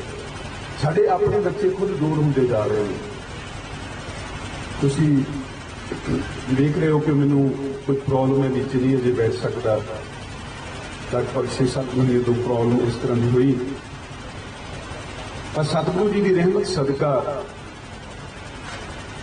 ਜਿੱਥੇ ਮੇਰੇ ਨਗਰ ਤੋਂ ਵੀ ਬਹੁਤ ਸਾਰੇ ਸੱਜਣ ਬੈਠੇ ਨੇ, ਉਹਨਾਂ ਨੂੰ ਵੀ ਪਤਾ ਹੈ ਕਿ ਇਹ ਜੋ ਸਮਾਂ ਸੀ ਮੈਨੂੰ ਕੋਈ ਪਤਾ ਨਹੀਂ ਲੱਗਿਆ ਕਿ ਕਿਵੇਂ ਬਤੀਤ ਹੋ ਗਿਆ। ਕਿਉਂਕਿ ਪਰਿਵਾਰ, ਮੇਰੇ ਭਰਾ, ਮੇਰਾ ਪਰਿਵਾਰ, ਮੇਰੇ ਮਿੱਤਰ ਸੱਜਣ, ਮੇਰੇ ਨਗਰ ਦੇ ਨਿਵਾਸੀ ਸਾਰਿਆਂ ਨੇ ਇੰਨਾ ਸਹਿਯੋਗ ਦਿੱਤਾ ਕਿ ਉਹ ਮੈਨੂੰ ਜੋ ਤਕਲੀਫ ਜਾਂ ਕੁਝ ਇਸ ਤਰ੍ਹਾਂ ਦੀ ਮੁਸੀਬਤ ਆਈ ਉਹਦੇ ਬਾਰੇ ਕੁਝ ਪਤਾ ਨਹੀਂ ਲੱਗਾ ਕਿਹੜੇ ਵੇਲੇ ਸਮਾਂ ਨਿਕਲ ਗਿਆ। ਇਹ ਗੱਲ ਮੈਂ ਆਪ ਦੇ ਨਾਲ ਤਾਂ ਸਾਂਝੀ ਕਰਦਾ ਜਿਹੜੇ ਚੱਜ ਤੇ ਵਿਚਾਰ ਦੀ ਆਪਾਂ ਗੱਲ ਕਰਦੇ ਹਾਂ। ਜੇ ਸਾਡਾ ਸਮਾਜ ਦੇ ਨਾਲ ਮੇਲ ਮਿਲਾਪ ਠੀਕ ਹੈ, ਸਾਡਾ ਆਪਣੇ ਭੈਣਾਂ ਭਾਈਆਂ ਦੇ ਨਾਲ, ਆਪਣੇ ਪਰਿਵਾਰ ਦੇ ਨਾਲ, ਆਪਣੀ ਪਤਨੀ ਦੇ ਨਾਲ, ਆਪਣੇ ਬੱਚਿਆਂ ਦੇ ਨਾਲ ਸਾਡਾ ਮਿਲਾਪ ਠੀਕ ਹੈ, ਤਾਂ ਹੀ ਇਹ ਜਿਹੜਾ ਸਮਾਂ ਹੈ ਸੌਖੇ ਗੁਜ਼ਾਰਿਆ ਜਾ ਸਕਦਾ ਹੈ। ਇਸ ਤਰ੍ਹਾਂ ਨਹੀਂ ਹੈ ਵੀਰ ਜੀ, ਇੱਕ ਤੁਸੀਂ ਨਾ ਕਰੋ ਭਾਈ ਗੁਰਮੁਖ ਸਿੰਘ ਸੀ, ਤੁਹਾਡਾ ਹੁਕਮ ਸੀ, ਕਿਉਂਕਿ ਇੱਥੇ ਮਾਇਆ ਲਈ ਨਹੀਂ ਸਿਰਫ ਹਾਜ਼ਰੀ ਲਗਵਾਉਣ ਲਈ ਪਿਆਰ ਭਾਈ ਸਾਹਿਬ ਦਾ, ਤਾਂ ਕਰਕੇ ਆਪ ਨਾਲ ਹਾਜ਼ਰੀ ਲਗਵਾਉਣੀ ਬਹੁਤ ਧੰਨਵਾਦ ਹੈ। ਜਦੋਂ ਅਸੀਂ ਪਰਿਵਾਰਾਂ ਦੇ ਵਿੱਚ ਵਿਚਰਦੇ ਹਾਂ, ਗ੍ਰਸਤੀ ਜੀਵਨ ਦੇ ਵਿੱਚ ਵਿਚਰਦੇ ਹਾਂ, ਇਸ ਗ੍ਰਸਤੀ ਜੀਵਨ ਨੂੰ ਭਾਈ ਗੁਰਦਾਸ ਜੀ ਨੇ ਤਾਂ ਸਭ ਤੋਂ ਉੱਤਮ ਧਰਮ ਕਹਿ ਦਿੱਤਾ। ਸਗਲ ਧਰਮ ਨੇ ਗ੍ਰਸਤ ਪ੍ਰਦਾਨ। 2-4 ਮਿੰਟ ਦੀ ਵਿਚਾਰ ਸਾਂਝੀ ਕਰਕੇ ਸਮਾਪਤੀ ਕਰਦੇ ਹਾਂ, ਕਿਉਂਕਿ ਜਿਹੜੀ ਧਰਮ ਦੀ ਗੱਲ ਹੈ ਉਹਦੇ ਨਾਲ ਸਾਂਝ ਪਾਉਣਾ। ਇੱਕ ਸ਼ਬਦ ਆਪਾਂ ਰੋਜ਼ਾਨਾ ਹੀ ਪੜ੍ਹਦੇ ਹਾਂ, ਜਪਜੀ ਸਾਹਿਬ ਦਾ ਆਖਰੀ ਸ਼ਲੋਕ, ਜਦੋਂ ਕੀਰਤਨ ਦੀ ਸਮਾਪਤੀ ਜਾਂ ਉਦੋਂ ਵੀ ਪੜ੍ਹਦੇ ਹਾਂ ਕਿ ਪਵਨ ਗੁਰੂ ਪਾਣੀ ਪਿਤਾ ਮਾਤਾ ਤਤ ਮਹਤ ਫਿਸਰਾ ਦੁਰਦਾਈ ਦਾਇਆ ਕਿਲੇ ਸਗਲ ਜਗ ਚੰਗਿਆਈਆਂ ਬੁਰੀਆਈਆਂ ਪਾਚੈ ਧਰਮ ਹਨ। ਚੰਗਿਆਈਆਂ ਤੇ ਬੁਰੀਆਈਆਂ ਜਿਹੜੀਆਂ ਨੇ ਇਹਨਾਂ ਨੂੰ ਧਰਮ ਵਾਚਦਾ, ਧਰਮ ਦੇਖਦਾ, ਧਰਮ ਸਾਡੀਆਂ ਚੰਗਿਆਈਆਂ ਤੇ ਬੁਰੀਆਈਆਂ ਨੂੰ ਦਿਖਾਉਂਦਾ। ਆਮ ਕਰਕੇ ਅਸੀਂ ਵਿਚਾਰ ਸਰਵਣ ਕਰਦੇ ਕਿ ਜਿਹੜਾ ਧਰਮ ਦਾ ਜਿਹੜਾ ਜਮ ਰਾਜਾ ਹੈ ਉਹ ਸਾਡੇ ਇਹਨਾਂ ਕਰਮਾਂ ਨੂੰ ਦੇਖੇਗਾ। ਨਹੀਂ, ਇਸ ਤਰ੍ਹਾਂ ਨਹੀਂ। ਚੰਗਿਆਈਆਂ ਬੁਰੀਆਈਆਂ ਬਾਚੈ ਧਰਮ ਹਦੂਰ, ਕਿਉਂਕਿ ਧਰਮ ਹੈ ਜੋ ਅਸੀਂ ਆਪਣੇ ਜੀਵਨ ਨੂੰ ਬਤੀਤ ਕਰਨ ਦਾ ਢੰਗ ਤਰੀਕਾ ਅਪਣਾਇਆ, ਉਹਨੂੰ ਧਰਮ ਕਿਹਾ ਜਾਂਦਾ ਹੈ। ਵਿਦਵਾਨਾਂ ਨੇ ਜਿਹਦੇ ਅਰਥ ਇਹੀ ਕੀਤੇ ਨੇ, ਜੀਵਨ ਨੂੰ ਬਤੀਤ ਕਰਨ ਦਾ ਢੰਗ ਜੋ ਹੈ ਉਸ ਨੂੰ ਧਰਮ ਕਿਹਾ ਜਾਂਦਾ ਹੈ, ਔਰ ਉਹ ਢੰਗ ਤਰੀਕੇ ਵੱਖੋ ਵੱਖਰੇ ਨੇ। ਤੇ ਇਹ ਜਿਹੜਾ ਢੰਗ ਤਰੀਕਾ ਸਾਡੇ ਜੀਵਨ ਦਾ ਹੈ, ਜਿਹਦੇ ਮੁਤਾਬਕ ਅਸੀਂ ਜੀਵਨ ਬਤੀਤ ਕਰਦੇ ਹਾਂ, ਜਿਵੇਂ ਅਸੀਂ ਸਮਾਜ ਵਿੱਚ ਵਿਚਰਦੇ ਹਾਂ, जो चंगे ते माड़े कर्म करते हैं वो साडे कीते हुए कामां दे विच नज़र आउंदा है। और वही धर्म जिहड़ा दूजिਆਂ ने अपनाया है, जदों उस मुताबक वो जीवन बतीत करते हैं, वो साडे जीवन की शैली नूं देख के उहनूं जज करते हैं कि ये मनुख अपने जीवन में की कुछ कर रहा है। वही साडा धर्म है। और वही धर्म नूं भाई गुरदास जी ने कहा है कि सगल धर्म में गृहस्थ प्रधान है। गृहस्थी के विचों साडे सब तो वड्डे धर्म के कर्म सामने आते हैं। किवें साडा रहन सहन है, किवें साडा उठना बैठना है, किवें साडा समाज के नाल मेल मिलाप है, ते अगों आउण वाले बच्चे साडे किवें दे होणगे। बच्चे साडे अमृतधारी ने, केसाधारी ने, केसां तो मुनकर ने जां होर किसी नशिਆਂ ਦੇ ਵਿੱਚ पए हुए ने। आम करके समाज ਦੇ ਵਿੱਚ ਇਹੋ ਹੀ ਗੱਲ ਸਾਂਝੀ ਕੀਤੀ ਜਾਂਦੀ है कि वो मनुख ਦਾ ਜੇਕਰ ਕਿਸੇ ਦਾ ਗੈਸ ਕਰਨਾ ਹੋਵੇ ਕਿਹੋ ਜਿਹਾ, ਤਾਂ ਕਹਿੰਦੇ ਉਹਦੇ ਪਰਿਵਾਰ ਵੱਲ ਦੇਖ ਲਓ। ਗੁਰਬਾਣੀ ਦੇ ਵਿੱਚ ਇਹ ਤੇਗਲ ਸਤਿਗੁਰੂ ਪਾਤਸ਼ਾਹ ਨੇ ਬਖਸ਼ਿਸ਼ ਕੀਤੀ ਹੈ ਕਿ ਜਦੋਂ ਮਨੁੱਖ ਚੱਲਿਆ ਜਾਂਦਾ ਹੈ, ਉਸ ਮਨੁੱਖ ਦੀ ਜਾਤ ਜਾਂ ਉਹ ਮਨੁੱਖ ਆਮ ਸਮਾਜ ਦੇ ਵਿੱਚ ਵਿਚਰਦਾ ਰਹਿੰਦਾ ਹੈ। ਕਿਵੇਂ ਵਿਚਰਦਾ ਰਹਿੰਦਾ ਹੈ? ਸਤਿਗੁਰੂ ਪਾਤਸ਼ਾਹ ਜੀ ਕਹਿੰਦੇ ਨੇ ਕਿ ਉਹ ਮਨੁੱਖ ਦੇ ਜਿਹੜੇ ਕੀਤੇ ਹੋਏ ਕੰਮ ਨੇ ਜਾਂ ਉਹਦਾ ਜਿਹੜਾ ਪਰਿਵਾਰ ਹੁੰਦਾ ਹੈ, ਉਹਦੇ ਵਿੱਚੋਂ ਉਸ ਮਨੁੱਖ ਦਾ ਅਕਸ ਦੇਖਿਆ ਜਾਂਦਾ। ਔਰ ਜਿਹੜਾ ਗ੍ਰਸਥ ਧਰਮ ਹੈ, ਇਹਦੇ ਵਿੱਚ ਵੀ ਇਹੋ ਹੀ ਕੁਝ ਅਸੀਂ ਵੇਖ ਰਹੇ ਹਾਂ। ਗ੍ਰਸਥੀ ਵਿੱਚ ਵਿਚਰਦੇ ਕੇਵਲ ਇਹ ਨਹੀਂ, ਜਿਹੜੇ ਸਤਿਗੁਰੂ ਦੇ ਵਚਨ ਨੇ ਕਿ ਧਨ ਫਿਰ ਇਹ ਨਾ ਆਖੀਏ ਬਹਿਣ ਇਕੱਠੇ ਹੋਏ, ਕਿ ਜੇ ਦੋ ਪਤੀ ਪਤਨੀ ਨੇ, ਲੜਕੀ ਤੇ ਲੜਕਾ ਇਕੱਠੇ ਹੋ ਕੇ ਬਹਿ ਗਏ ਕਿ ਇਹਨਾਂ ਨੂੰ ਪਤੀ ਪਤਨੀ ਕਹਿ ਦਈਏ, ਨਹੀਂ, ਇਕੱਠੇ ਹੋ ਕੇ ਭੈਣ ਭਰਾ ਵੀ ਬੈਠਦੇ, ਮਾਂ ਪੁੱਤ ਵੀ ਬੈਠਦੇ, ਹੋਰ ਵੀ ਰਿਸ਼ਤਿਆਂ ਦੇ ਵਿੱਚ ਅਸੀਂ ਦੇਖਦੇ ਕਿ ਬੈਠੇ ਹੋ ਸਕਦੇ ਨੇ। और सतगुरु पातशाह जी कहते नहीं, धन फिर ये ना आखिए बहन इकट्ठे होए, एक जोत दोए मूर्ति धन फिर यही से। सरीरक सांझ, विचारां की सांझ, समाजिक सांझ जिन्हां दी सारी इक्को जी हो जाती है, उन्होंने फिर पति पत्नी कहा जाता है। और उस पति पत्नी के लिए जीवन के विच विचरना, उन्होंने कीते हुए काम कि किवें वो एक दूजे दे नाल विचरदे ने, किवें वो अपने दोनों परिवारां नूं संभालदे ने, किवें वो अपने माता पिता की देखभाल करते हैं, कि किवें उन्हां दा अपना पढ़िया जां उन्होंने जो समाज में सीखिया उन्होंने किवें समाज के नाल वो सांझ पाते हैं। ये सारा कुछ कर्म ही आपो अपनी ये नेड़े बहुतात परिवारों में असीं इस तरह देखते हैं कि लड़की आई है, आम खुशी होती है परिवारों में कि बहुत सियाणी लड़की आई है, नहीं घर सुधारना, भावें वो किसी गरीब परिवार में होए या किस तरह में होए। पर कई बार असीं देखते हैं कि बहुत अमीर घर तो बहुत पढ़े लिखे बच्चे आउंदे ने, पर जिन्होंने फिर एक चज के अचार नहीं, मिलाप वाला उन्होंने मन में मादा नहीं, किवें एक दूसरे नाल सांझ पाउणी है, कि वो घरां दे विच आपां देखदे हां कि हालात किवें दे बण जांदे ने। इहो ही चीज़ां जिहड़ियां ने, इहो विचारां सतगुरू पातशाह ने बख्शिश कीती है कि चंगियाइयां बुराइयां बच्चे धर्म हजूर। फिर उत्थे साडा धर्म सामने आउंदा है कि हाँ इन्हां दा की धर्म है, इन्हां नूं पता ही नहीं कि किवें विचरना है, जां अज इन्हां दा असली धर्म है। ये वधिया ढंग दे नाल समाज इन्हां ने परिवार नूं संभालिया। सो यतन करिए जिथे गुरबाणी नूं केवल असीं फॉर्मैलिटी ਲਈ पढ़दे हां, रोज़ नितनेमी हो तुसीं बहुत सारे नितनेम दे विच तां असीं जपजी साहिब दा पाठ कई वारी मौक करना नहाउंदिआं नाल नहीं करदा, ते पता नहीं लगता कि समाप्ति की खेती छुट्टी नाल हो गई। पर जे इस शब्द नूं, इन्हां विचारां नूं, गुरबाणी नूं समझीए, कोल बिठा के बच्चों नूं इस गुरबाणी दे नाल जोड़िए, पढ़ाइए, तो समझ लग जाएगी कि जिहड़ा उन्हां दा आउण वाला जीवन है ਉਹਦੇ ਵਿੱਚ ਕਿਹੜੀਆਂ ਚੰਗਿਆਈਆਂ ਕਰਨੀਆਂ ਨੇ। ਇਹ ਵਿਆਹ ਦਾ ਜਿਹੜਾ ਜੋਗ ਹੈ ਇਹ ਐਵੇਂ ਨਹੀਂ ਬਣਦਾ। ਜਿੱਥੇ ਜੋਗੀਆਂ ਦੇ ਵੀ ਸਤਿਗੁਰੂ ਨੇ ਪਾਵਨ ਵਚਨ ਬਖਸ਼ਿਸ਼ ਕੀਤੇ ਨਾ ਗੁਰਬਾਣੀ ਵਿੱਚ, ਗੱਲੀ ਜੋਗ ਨਾ ਹੋਏ, ਉੱਥੇ ਇਹ ਜੋਗ ਜਿਹੜਾ ਹੈ, ਇਹ ਸੰਜੋਗ ਜਿਹੜਾ ਹੈ, ਇਹ ਵੀ ਐਵੇਂ ਗੱਲਾਂ ਦੇ ਨਾਲ ਨਹੀਂ ਹੁੰਦਾ। ਸੰਜੋਗ ਵਿਜੋਗ ਤੋਂ ਰੋਜ਼ ਨਹੀਂ हुआ। उस परमेश्वर वाहिगुरू जी ने, उस वाहिगुरू जी ने सानू बख्शिश करके ये जोग बनाया कि साडी समाज दे नाल सांझ बने, साडी इस परिवारां दे नाल सांझ बने, ते गुरबाणी दे नाल साडी सांझ बनी रहे। और इस सांझ दे करके ही असीं अज सारे इत्थे जुड़े हाँ। अरदास करनी आपां सारे ने रल मिल के कि जिथे ये बच्चे जिन्हां दा कल नूं आनंद कारज होना है, ਉਹਨਾਂ ਦੀ ਸਾਂਝ ਸਦੀਵ ਕਾਲ ਲਈ ਬਣੀ ਰਹੇ ਔਰ ਇਹਨਾਂ ਦੋਨਾਂ ਪਰਿਵਾਰਾਂ ਦੀ ਸਾਂਝ ਬਣੀ ਰਹੇ। ਉੱਥੇ ਜਿਵੇਂ ਅੱਜ ਅਸੀਂ ਸਾਰੇ ਇੱਥੇ ਇਕੱਤਰ ਹੋਏ ਹਾਂ, ਆਉਣ ਵਾਲੇ ਸਮੇਂ ਵਿੱਚ ਵੀ ਅਸੀਂ ਸਾਰੇ ਹੀ ਸਮਾਜ ਦੇ ਵਿੱਚ ਇੱਕ ਦੂਜੇ ਦੇ ਨਾਲ ਜੁੜ ਕੇ ਵਿਚਰੀਏ ਤੇ ਸਮਾਜ ਨੂੰ ਸੁਖਮਈ ਬਣਾਈਏ।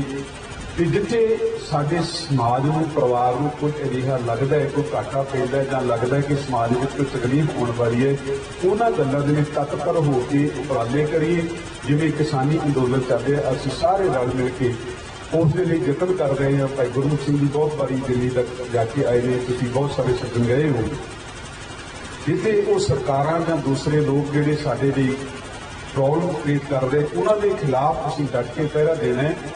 ਇਹ ਵੀ ਤਾਂ ਹੀ ਹੋ ਸਕਦਾ ਹੈ ਜੇ ਸਾਡਾ ਪਰਿਵਾਰ ਸਾਡਾ ਸਹਿਯੋਗ ਕਰੇ, ਪਰਿਵਾਰ ਸਾਡਾ ਸੁਚੱਜਾ ਹਰ ਵੇਲੇ ਸਾਨੂੰ ਪਿੱਛੋਂ ਸਪੋਰਟ ਕਰੇ, ਚੰਗੀ ਸਾਡੀ ਨੌਲੇਜ ਹੋਏ, ਪਰਿਵਾਰ ਦੇ ਵਿੱਚ ਸਾਡਾ ਉੱਠਣਾ ਬੈਠਣਾ ਚੰਗਾ। ਇਹ ਤਾਂ ਹੀ ਅਸੀਂ ਸਮਾਜਿਕ ਪੱਖਾਂ ਨੂੰ ਵੀ ਅੱਗੇ ਰੱਖ ਸਕਦੇ ਹਾਂ।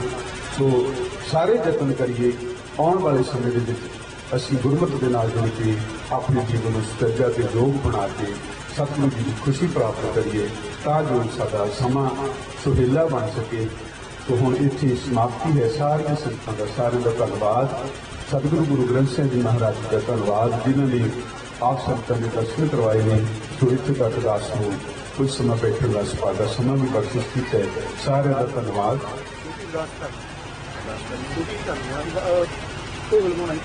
सो सवेरे अमृत वेले जो परिवार वालों सिर्फ पाठ आरंभ करवाए गए सन, उन्होंने समाप्ति हो चुकी है।